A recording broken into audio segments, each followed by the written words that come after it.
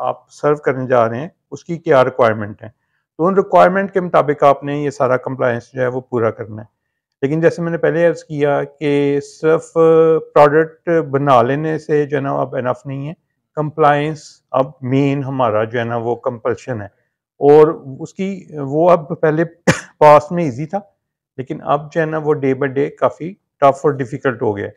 तो आपने सिर्फ यही काफ़ी नहीं है आपके लिए कि जी आपको प्रोडक्ट का नॉलेज हो या एक्सपोर्ट। अब ये देखें पिछले दिनों में यानी ये अमेज़न ने, अलीबाबा ने ये भी कंपल्सरी कर दिया है कि अगर आपने अमेज़न के थ्रू सेल करना है या अलीबाबा के थ्रू सेल करना है तो आप जो है वो ये कंप्लायंस पूरा करेंगे। तो पहले जो है पास्ट में ऐसे ही था, ऑनलाइन सेलिंग हो रही थी, कोई भी सर्टिफिकेशन रिक्वायर्ड नहीं थी। लेकिन with the passage of time उन्होंने भी कंपल्शन रख दी है कि जी आपके पास ये सर्टिफिकेट होने चाहिए। तो उसके लिए बजट भी रिक्वायर्ड है, ट्रेन्ड लोग भी रिक्वायर्ड हैं। तो अगर आप जस्ट ये समझते हैं कि जी प्रोडक्ट बना लेने से या प्रोडक्ट की सेलिंग टेक्निक आ जाने से जो है वो आप सक्सेसफुल हो सकेंगे, तो अब ये पॉसिबल नहीं है। उसके लिए आपको कंप्लायंस को, सर्टिफिकेशन को समझना, जो टारगेट मार्केट है उसकी लीगल रिक्वायरमेंट को समझना जो है वो बहुत ज़रूरी है। क्योंकि बहुत ज़्यादा ऐसे जो कंट्रीज़ हैं जिन्होंने ये कंपल्सरी कर दिया है कि अगर आपने यहाँ पर एक्सपोर्ट करना है तो हमारी जो लीगल अथॉरिटीज़ हैं उनके साथ भी रजिस्टर होना है। तो वहाँ पर रजिस्ट्रेशन भी ज़रा रिक्वायर्ड है। जैसे ये एफडीए अमेरिका का है, इसी तरह जो है वो आपका एसएफडीए सऊदीया का है, सीएफडीए चाइना का है, टीएफडीए तंजानिया का है। तो ये फूड एंड ड्रग एसोसिएशन जो यूएसए का था उसी पैटर्न पे डिफरेंट कंट्रीज ने अपने जो है ना वो डिपार्टमेंट बना दिए हैं जो इस चीज़ को इंश्योर करते हैं कि जो प्रोडक्ट हमारे कंट्री में आ रहा है वो प्रोडक्ट हमारी जो पब्लिक है उसके लिए कोई यानी कि नुकसानदेह तो नहीं है। तो हमारा पॉइंट ऑफ व्यू पास में ये रहा कि ये तो सिर्फ जो है ना वो जस्ट अपनी अर्निंग के लिए इन्होंने स्टैंडर्ड बनाए हुए हैं। लेकिन जैसे मैंने पहले अर्ज किया कि ये जो भी स्टैंडर्ड बनते हैं वो बेसिकली ह्यूमन वेलफेयर के लिए बनते हैं। कि देखिए अगर एक यहाँ पर जो है वो, जैसे अगर हम अपनी बात करें तो हम शायद इतने ज़्यादा कॉन्शियस नहीं है जो है वो मटेरियल के बारे में। तो लेकिन बहुत ज़्यादा जो है वो ऐसे भी मटेरियल्स हैं जो कि ह्यूमन के लिए डेंजरस हैं। तो लेकिन हमारे यहाँ पे कोई टेस्टिंग लैब नहीं है, कोई टेस्टिंग फैसिलिटी नहीं है।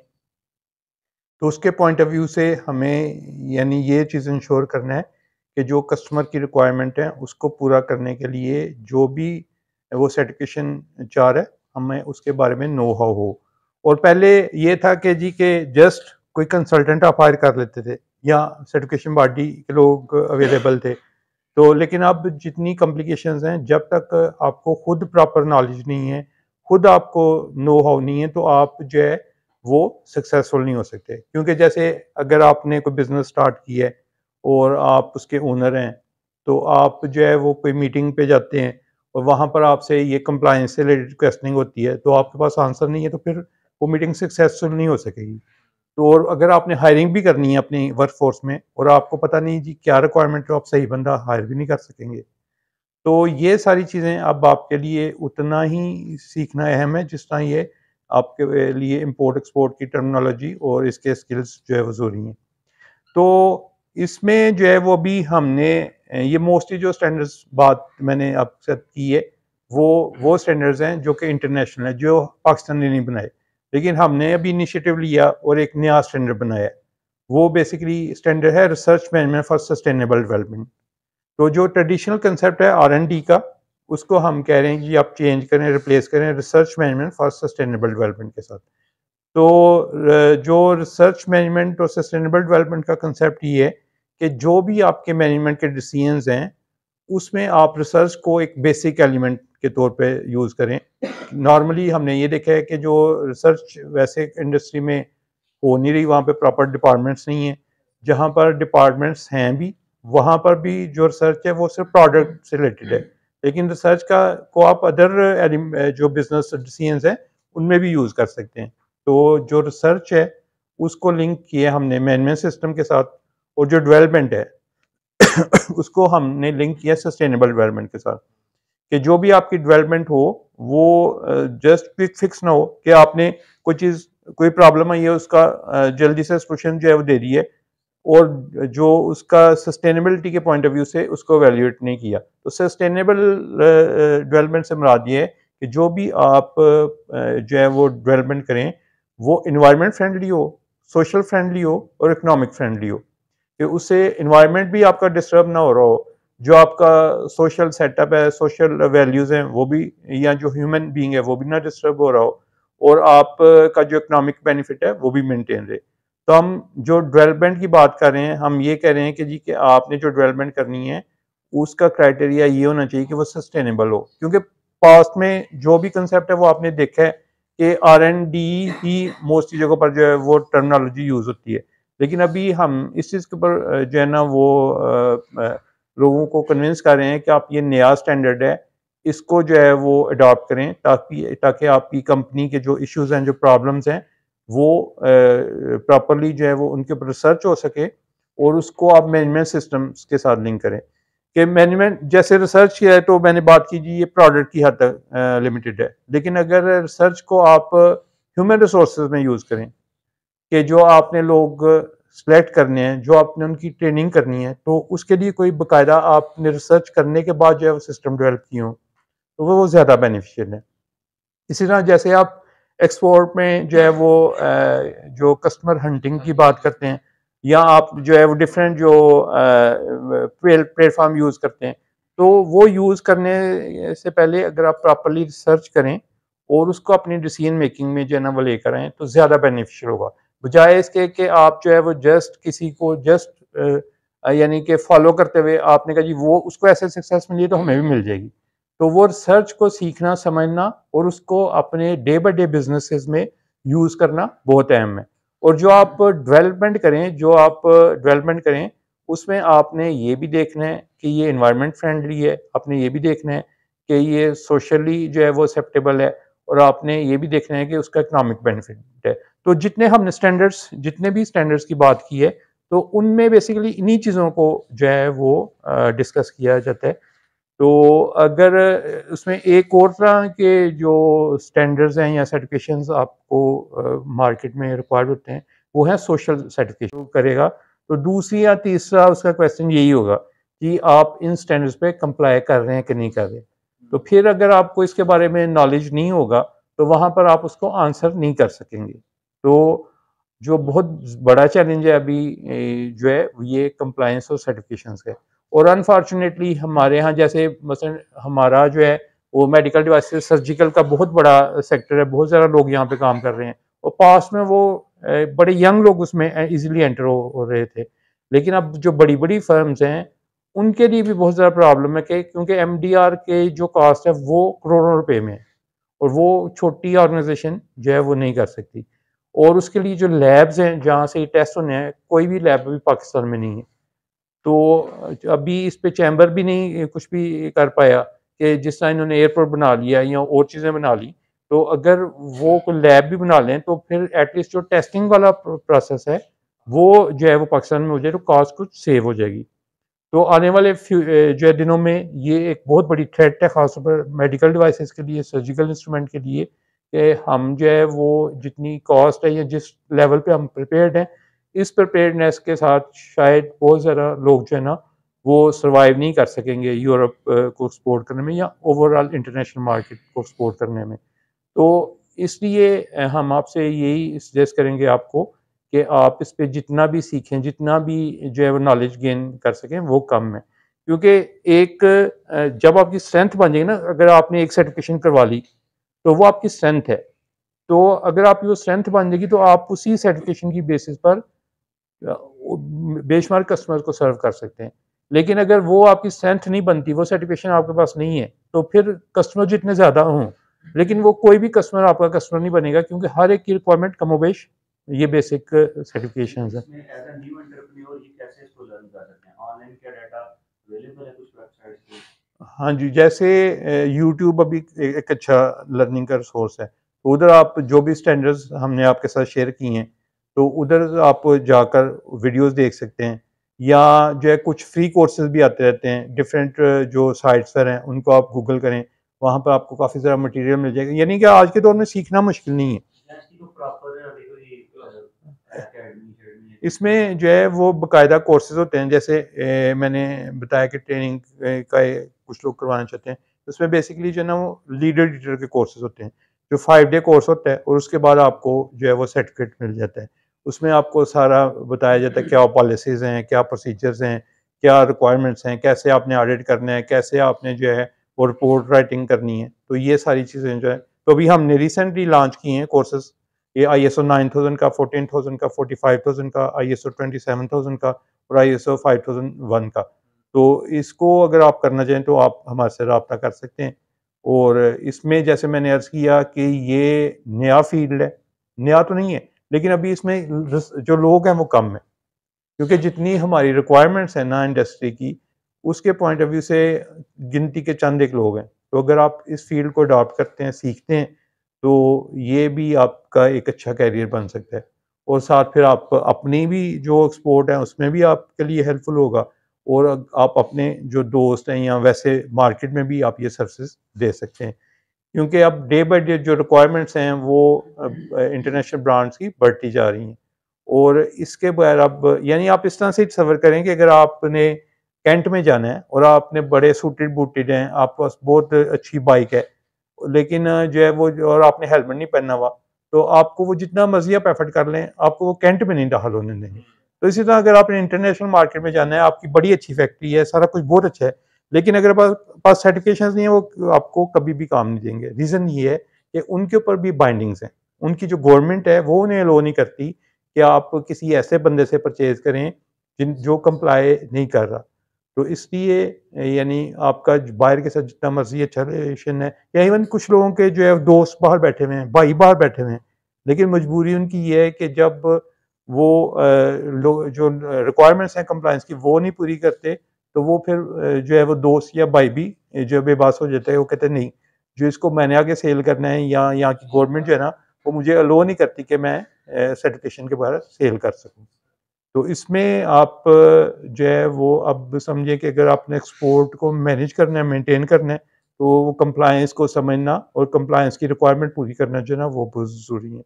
तो ये कुछ आपके साथ जनरल शेयरिंग थी। तो अगर आपके कोई क्वेश्चन हैं तो आप हम उस पर डिटेल से बात कर सकते हैं।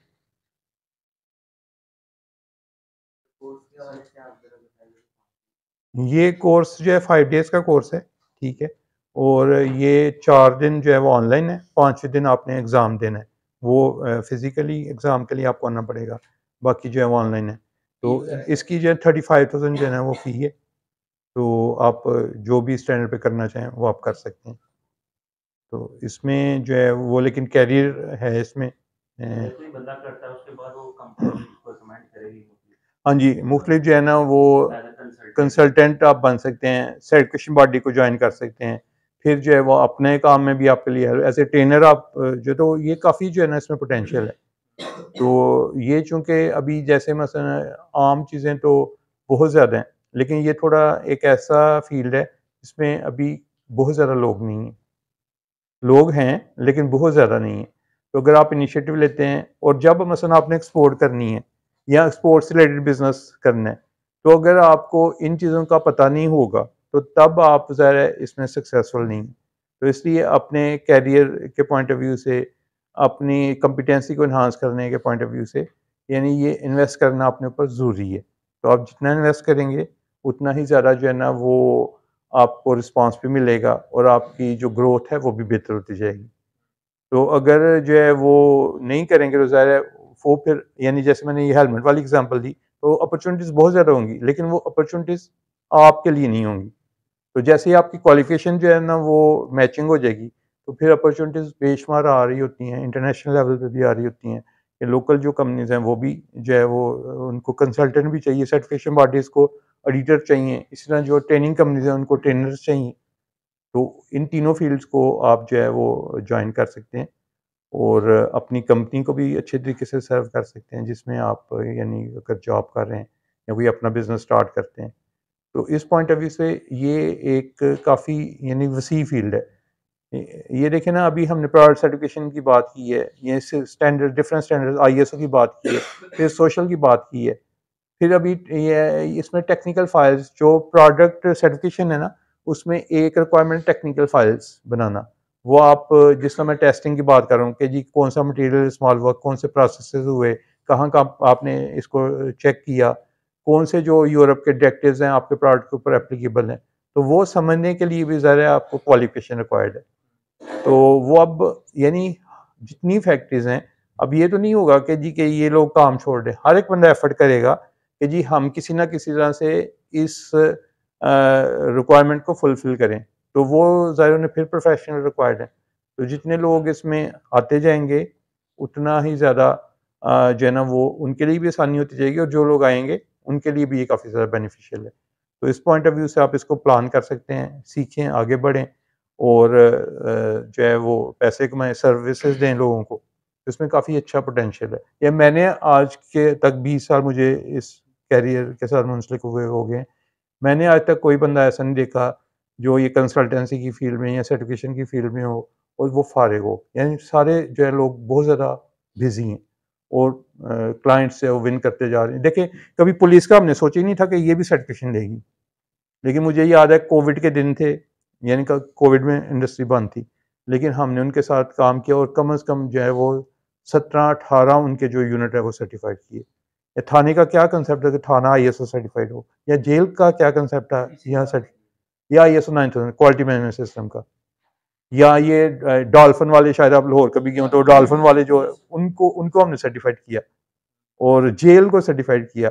इस नहीं, उनका हमने बताया जी, उनका हमने जो था ना कि जो लोग मुलाकात के लिए आते हैं या जो उनका एडमिन ब्लॉक है उनको हमने सर्टिफिकेशन दी। बाकी जो जहाँ पे वो कैदी वगैरह होते हैं वो उनकी रिक्वायरमेंट थी कि हाँ उनको भी सर्टिफाइड करें, लेकिन वो हमने माजत कर ली, वो रिक्वायरमेंट पूरी नहीं हो रही। इसी तरह ये सियालकोट जहाँ पे रजिस्ट्रीज होती हैं उसको हमने सर्टिफाइड किया। लेकिन फैसलाबाद में उन्होंने हमें रजिस्ट्री ब्रांच दिखाई, लेकिन वो चूँकि नहीं थी हमारी रिक्वायरमेंट, हमने फिर नहीं कर सके, उसे नहीं किया। तो जो ज़ाहिर एक लेवल पे चीज़ें हों वो फिर जो है वो सर्टिफाइड हो सकती हैं, जो इससे बिलो हों वो फिर सर्टिफाइड नहीं होती।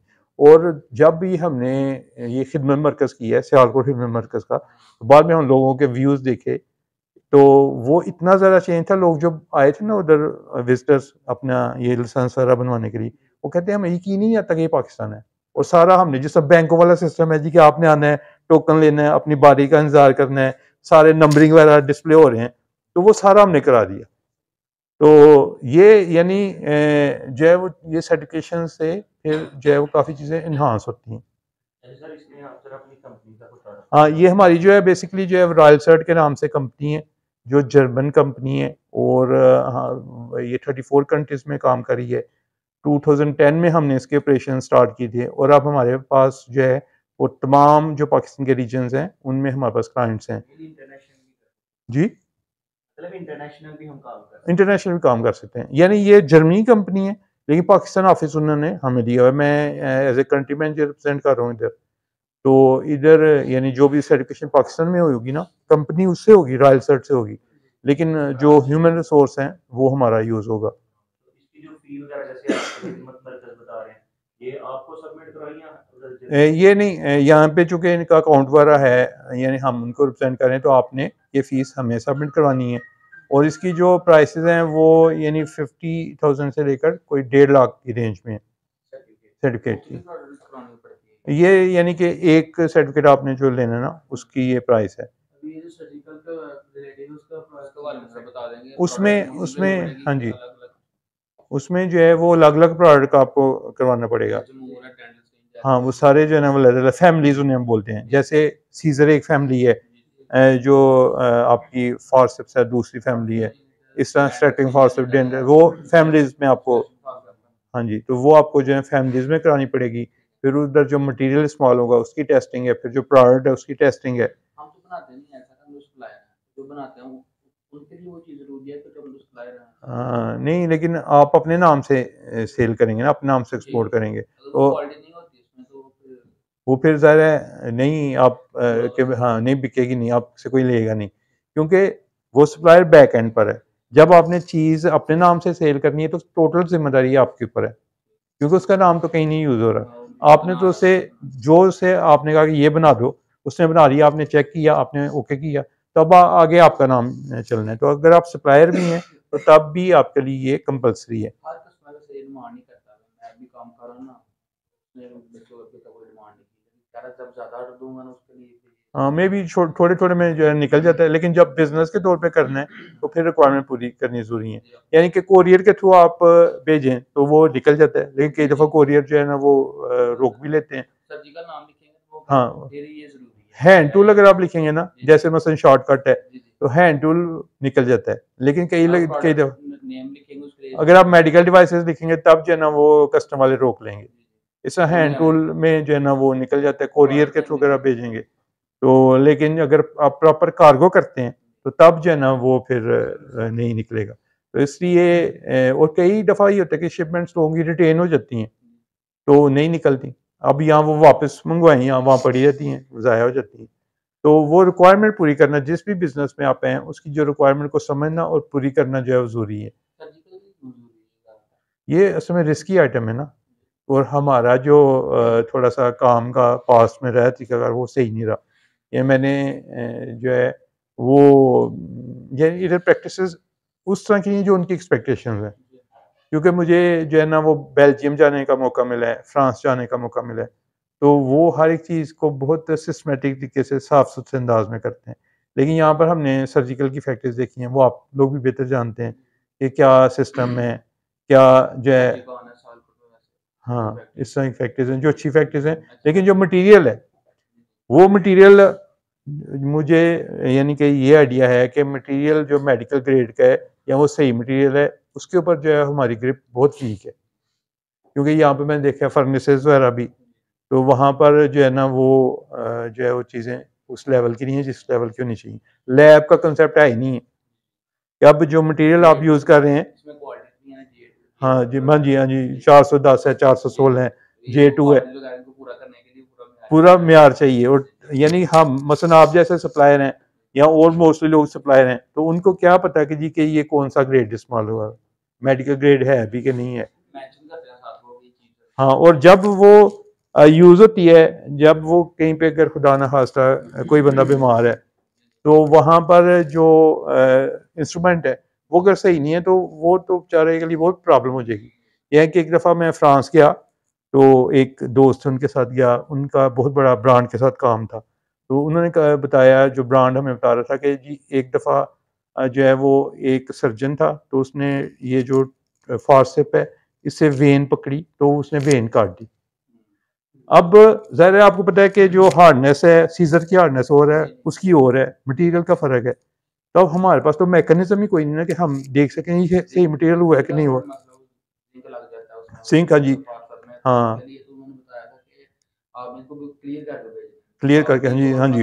और जो ये बिल्कुल, हाँ जी, और लॉन्ग जन, और इसी तरह जो क्रोमियम का इशू है, तो जो है वो फिर एफटीए में आप अगर करते हैं तो वो क्रोम की एक उन्होंने रेंज दी है, उससे अगर कम होगा तो हाँ जी, तो वो फिर वो एफडीए चेक करता है। तो अब यहाँ पर तो हमारे पास मैकेनिज्म है ही कोई नहीं है। हाँ, लेकिन वो सारी चीज़ें, बात ये है कि वो सारी चीज़ें पूरी करने के लिए एक स्ट्रॉन्ग आपको जो ना वो क्वालिटी एश्योरेंस डिपार्टमेंट रिक्वायर्ड है, टेस्टिंग की फैसिलिटीज रिक्वायर्ड है। इवन आपके पास अगर क्वालिटी का डिपार्टमेंट है भी है सर, तो जब तक आप टेस्ट नहीं करते तो आपको क्या पता चलता है कि इसमें क्या है क्या नहीं है। तो उसमें सिमटल ही, हाँ, लेकिन वो भी अनफॉर्चुनेटली एक्रेडिटेड नहीं है। तो अभी यही जो चैलेंज है सर्जिकल इंडस्ट्री के लिए खासतौर पर, वो लैब्स हैं, और ये इनकी जो सर्टिफिकेशन की कॉस्ट है जैसे एमडीआर की है, तो वो बहुत एक्सपेंसिव है। तो उस पे सबको ज़रा चैम्बर को भी मिल के एफर्ट करनी चाहिए। एटलीस्ट जो है वो जो लोग एयरपोर्ट बना सकते हैं उनके लिए लैब बनाना तो मुश्किल नहीं है। और पाकिस्तान स्टील जो है ये कराची में जो ना, कराची में यानी वो भी हमारा क्लाइंट है, तो वो बंद हो गई। तो अगर उसी के साथ कुछ ऐसी कोलैबोरेशन कर लेते कि जी वो मेडिकल ग्रेड का जो है वो स्टील बनाए और स्टील ये इंस्ट्रूमेंट में यूज़ हो, तो वो एक अच्छा सोल्यूशन था। या इवन इधर भी कोई यानी स्टील मिल लगाना कलेक्टिवली अगर एफर्ट करें तो लोगों के लिए मुश्किल नहीं है। लेकिन शायद इस तरफ अभी यानी कि ध्यान नहीं किया या इतनी वेटेज नहीं देते। लेकिन आने वाला दौर जो मेडिकल डिवाइसेस है वो काफ़ी उसके लिए मुश्किल है। और सेम अदर जो इंडस्ट्रीज़ हैं उनके लिए भी इस तरह के चैलेंजेस हैं कि पहले आप जो है ना वो विदाउट एनी सर्टिफिकेशन जो है वो एक्सपोर्ट कर लेते थे। लेकिन अब वक्त के साथ साथ जो है वो ये लेदर के ऊपर भी बहुत ज़्यादा सर्टिफिकेशन आ गई हैं, टेक्सटाइल पे भी बहुत ज़्यादा आ गई हैं। स्पोर्ट्स ये इसमें 14,000 है, 9,000 है, फिर वो ओकोटेक मांगते हैं, सी मांगते हैं। तो ये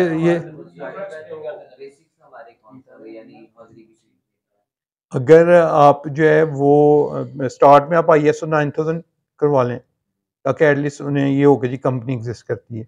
बाकी फिर जिस कस्टमर के साथ आप बात, ये आप 9000 और 134 सी मार्किंग क्लास 1 करवा लें, वो इकोनॉमिकल है, वो तकरीबन यानी 50,000 पर सर्टिफिकेट है। तो वो प्रोडक्ट की जो है ना, तो उसमें नहीं, जो मैनेजमेंट सिस्टम है ना, जैसे ISO 9000 है, 14,000 है, वो आपका जो है ना वो एक पूरी फैक्ट्री के लिए, लेकिन जो CE मार्किंग है उसके लिए जो है ना वो हाँ आउटलेट के लिए हो जाएगा। तो इस तरह से, तो अगर आप स्पोर्ट्स गुड्स का करना चाह रहे हैं तो स्पोर्ट्स गुड्स में आपके लिए जो है ना वो ISO 9000 और CE मार्किंग ज़्यादा ज़रूरी है। फिर वक्त के साथ साथ जिस रीजन में आप काम कर रहे होंगे, जिस कंट्री में आप काम कर रहे होंगे, उधर की रिक्वायरमेंट को आपने समझना है। फिर डिफरेंट ब्रांच की रिक्वायरमेंट है।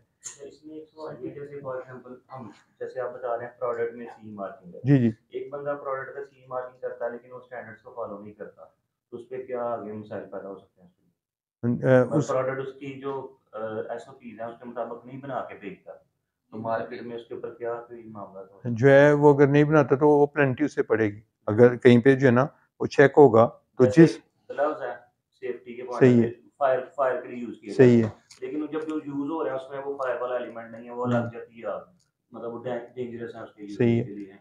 तो एक तो वो मैन्युफैक्चरर को पेनल्टी पड़ेगी, दूसरा उसकी जो लैब है जिसने वो सर्टिफाई किया उसको पेनल्टी पड़ेगी। पेनल्टी एक फाइन उनको कर देंगे, फाइन कर देंगे, लिटिगेशन में चले जाएंगे जी कि इस कंपनी का ये प्रोडक्ट था और ये इन्होंने ये स्टैंडर्ड मेंशन किया हुआ था लेकिन ये फुलफिल नहीं किया। हाँ जी, प्रोटेक्टिव गियर है, ये नहीं, तो वो उनको पेनल्टी जो है ना, क्योंकि जो लैब्स है ना वो एक तो बड़ी हाई लेवल की लैब्स हैं और दूसरा अगर वो नहीं पूरी होती तो फिर उनको उनको लाइसेंस जो है कैंसिल कर देते हैं। तो ये जो है ना उसके लिए ज़रूरी है कि लैब्स भी बहुत कॉन्शियस हैं इसके बारे में। वो बाकायदा आपके जो प्रोडक्ट हैं वो मंगवाती हैं, उसके ऊपर टेस्ट करती हैं। कई दफ़ा प्रोडक्ट जो टेस्ट में पास होता है, कई दफ़ा नहीं होता। तो इसके लेवल्स हैं, जो है ना इसमें जो कम रिस्क वाली प्रोडक्ट है वो लेवल 1 में आती हैं, कि जो जस्ट आपने कोई चीज़ है उस वो किसी रिस्क को नहीं कवर कर रही, जैसे आपने आर्म ग्लव्स पहना और जस्ट आप उसको यूज़ कर रहे हैं, तो वो क्लास 1 में आएगा। जहाँ पर रिस्क बढ़ता जाएगा क्लास भी हाई होती जाएगी। जो थोड़ी ज़्यादा प्रोटेक्शन वाली चीज़ें हैं वो क्लास 2 में आएंगी और जो हाई रिस्क वाली हैं वो क्लास 3 में आएंगी। तो इस तरह से आपने, जैसे सर वो बता रहे हैं जी कि एक जो है वो आपने यूज़ करना है फायर फाइटिंग के लिए कोई इक्विपमेंट, तो वो अब अगर वो इक्विपमेंट रिक्वायरमेंट को पूरी नहीं कर रहा वो तो बहुत ज़्यादा डेंजरस है फाइटर के लिए। तो वो फिर आपको क्लास 3 में, और उसकी रिक्वायरमेंट ज़्यादा है, वो क्लास 1 में आ जाएंगी। क्लास 1 जो है वो इकोनॉमिकल है और उसकी जो रिक्वायरमेंट्स हैं वो कम है। लेकिन अगर आप जैसे जैसे रिस्क बढ़ता जाएगा उसकी क्लास भी हाई होती जाएगी, टेस्टिंग ज़्यादा इन्वॉल्व होती जाएगी और जो फिर जो नोटिफाइड बॉडीज़ हैं उनकी रिक्वायरमेंट्स भी टफ होती जाएंगी और वो फिर आपको प्रॉपरली जो है वो रिक्वायरमेंट पूरी करने के बाद जो है ना वो फिर सर्टिफिकेशन मिलेगी। ये जो है ज़ाहिर है, हाँ जी, इसमें जो है वो चूँकि लैब्स मोस्टली जो बाहर हैं तो आपको वो शिप करनी पड़ती है। पहले आप उनको बताते हैं कि जी ये हमारी जो है प्रोडक्ट है, तो वो आपको टेस्ट डिफाइन करते हैं, ये टेस्ट इसको हम करेंगे। हाँ जी, उधर जो है ना भेजना पड़ेगा। पाकिस्तान में जो है ना वो एक्रेडिटेड लैब्स नहीं है, तो वो आपको जो है ना वो बाहर भेजनी पड़ेंगी। और ये भी एक, हाँ जी, वीक पॉइंट है, टेस्टिंग बाहर से करवानी पड़ती है।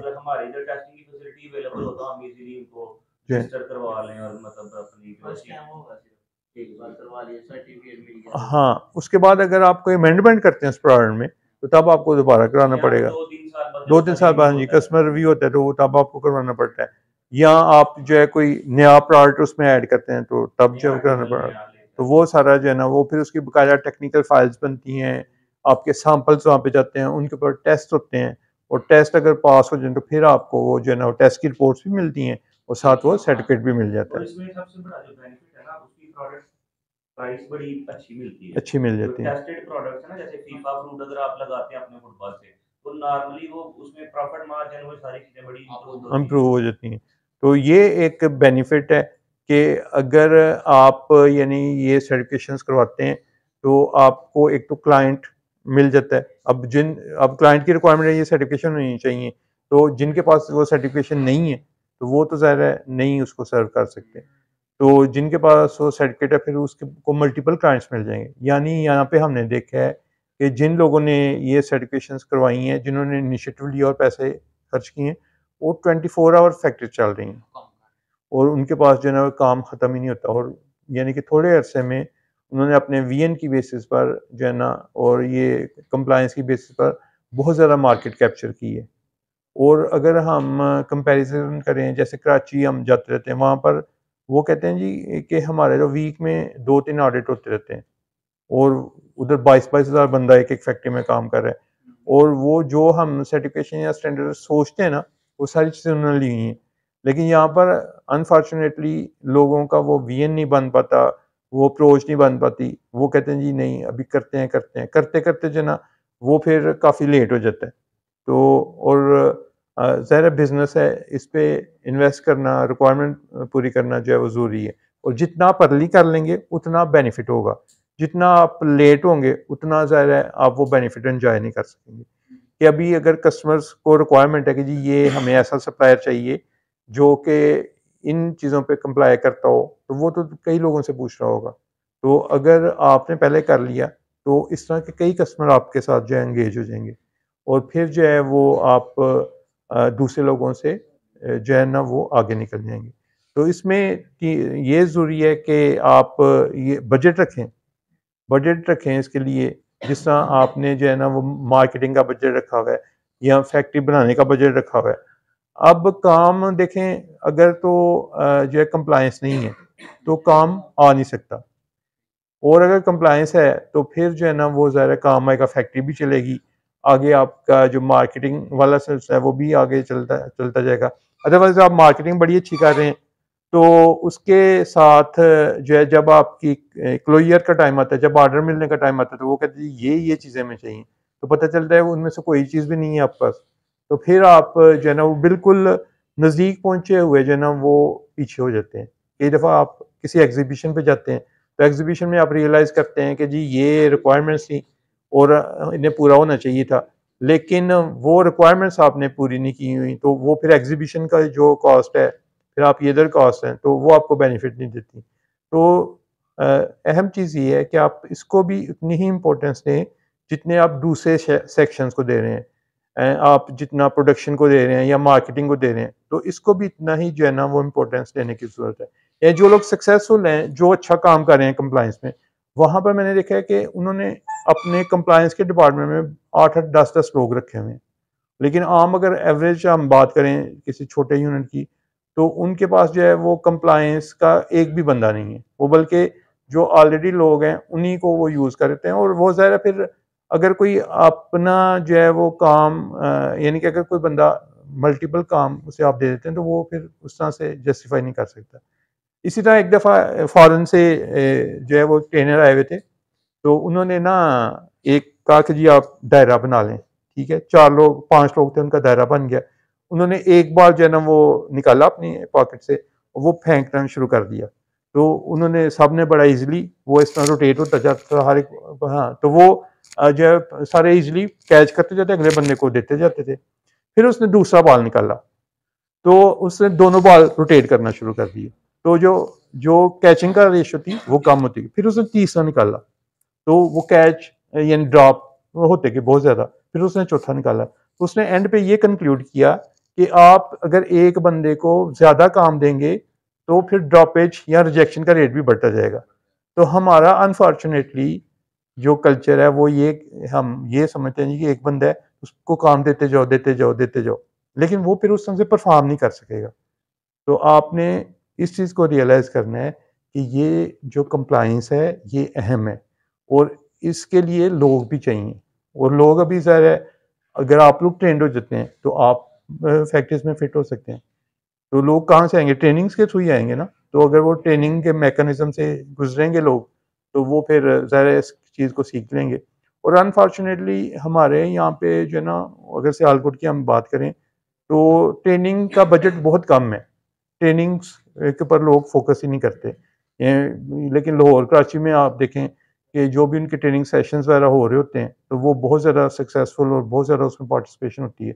लेकिन यहाँ पर अगर कोई इनिशिएटिव लेता है, कोई ट्रेनिंग कोर्स लॉन्च भी करता है, लेकिन उसमें लोग पार्टिसिपेट नहीं करते। तो ये थोड़ा सा फ़र्क है, उसकी वजह से हम डे बाई डे पीछे जाते जा रहे हैं। यानी सियालकोट जो है वो लूज़ कर रहा है अपनी जो थी ना पोजीशन, वो लूज़ कर रहा है।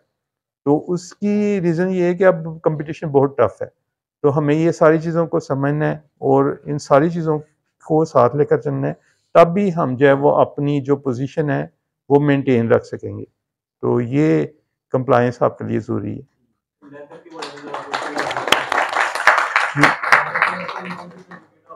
यह लेदर के लिए सर आप जो है ना वो एक तो ISO 9000 बेसिक है, फिर ISO 14000 है, और उसमें जो है वो SEDEX, ये 3 जो है ना ज़्यादा रिक्वायर्ड है। जी जी जी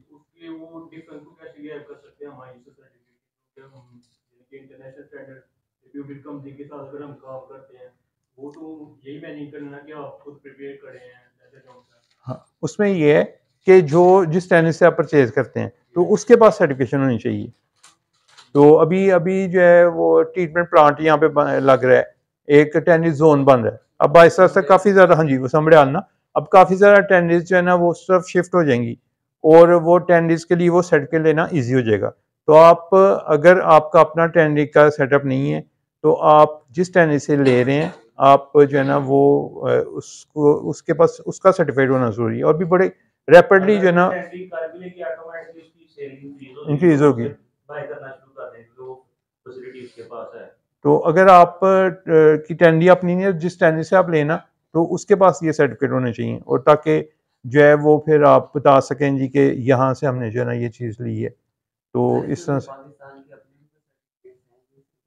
ये इंटरनेशनल नहीं है। अभी जो हमने बनाया है जैसे ये रिसर्च में फॉर सस्टेनेबल डेवलपमेंट, वो पाकिस्तान का है, और वो ये मुझे मौका मिला है कि मैं उसका एज ए चेयरमैन हूँ टेक्निकल कमेटी का, और अभी हमने उसकी सर्टिफिकेशन की है, वो है डॉक्टर फ्रिक्स। डॉक्टर फ्रिक्स को जो है ना पहला क्लाइंट है हमारा। अभी ये जो है वो आपकी जो यूनिवर्सिटी बनती है ग्रैंड एशियन यूनिवर्सिटी, उसको सर्टिफाइड करने जा रहे हैं। तो वो पाकिस्तान की अपनी है, PS5549 उसका नंबर है स्टैंडर्ड का, और रिसर्च में फॉर सस्टेनेबल डेवलपमेंट जो है ना वो स्टैंडर्ड है। तो उस पर यानी फर्स्ट जो है ना वो सर्टिफिकेशन हमने की है ये डॉक्टर फ्रिक्स की। तो अब फ्यूचर में और भी हैं पाइपलाइन में लोग आएंगे, तो इसको जो है ना वो आप इसको भी देखिएगा। तो आप ये 50,000 जो है ना एक छोटी फैक्ट्री के लिए 50,000 तक जो है पर सर्टिफिकेट जो है ना, तो ये इसके हैं। लेकिन अगर आप इनके बगैर चलना जो है अब नहीं, मुश्किल है।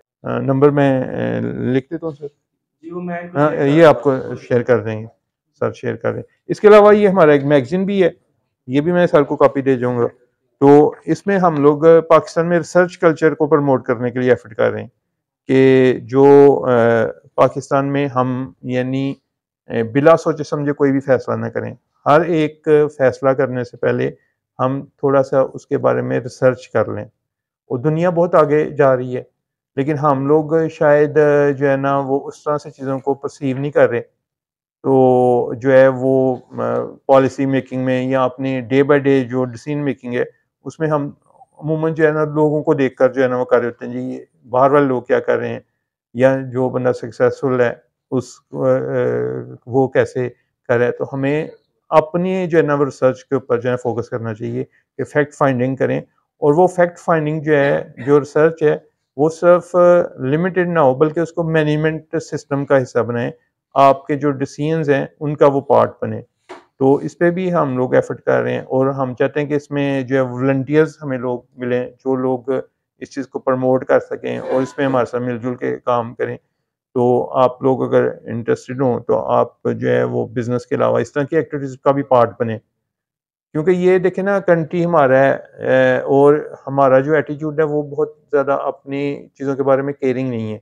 जैसे मसलन अगर हम बाहर निकलें तो सफाई का अगर हम सिस्टम देखें तो वो हम बहुत बुरा है ना, लेकिन ये है कि उसमें अगर हम कुछ रोल प्ले कर सकते हैं तो हम क्या रोल प्ले कर सकते हैं, इस तरह की चीज़ों के ऊपर रिसर्च हो सकती है।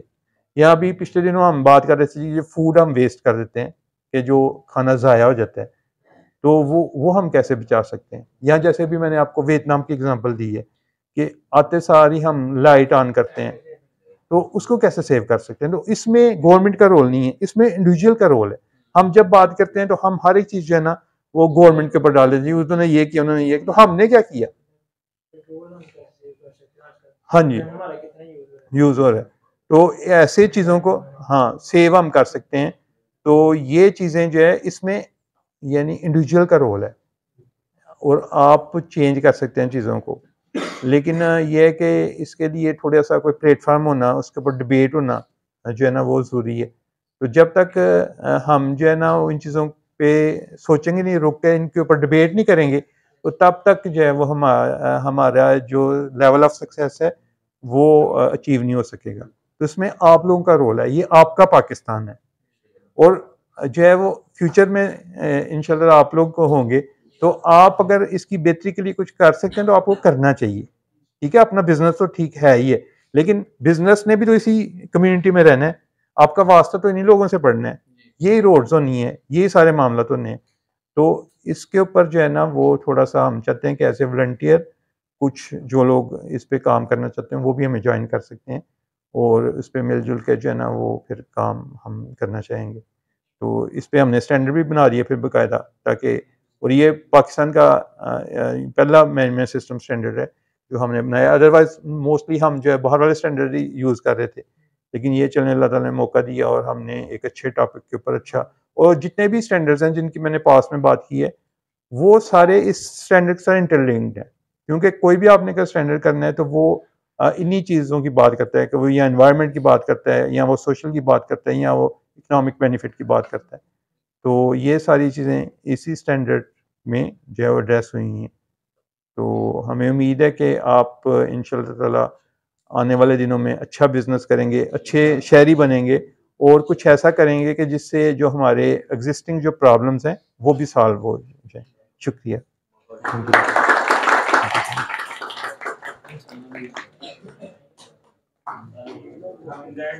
साहब के बहुत शुक्रगुजार हैं, काफ़ी इन्फॉर्मेटिव चीज़ें उन्होंने आपसे शेयर की और उम्मीद है आप इनको आगे फॉलो करेंगे। और ये एक बड़ी ब्राइट फील्ड है सर्टिफिकेशन वाली, जैसे कि वो उन्होंने काफ़ी वजाहत दी है।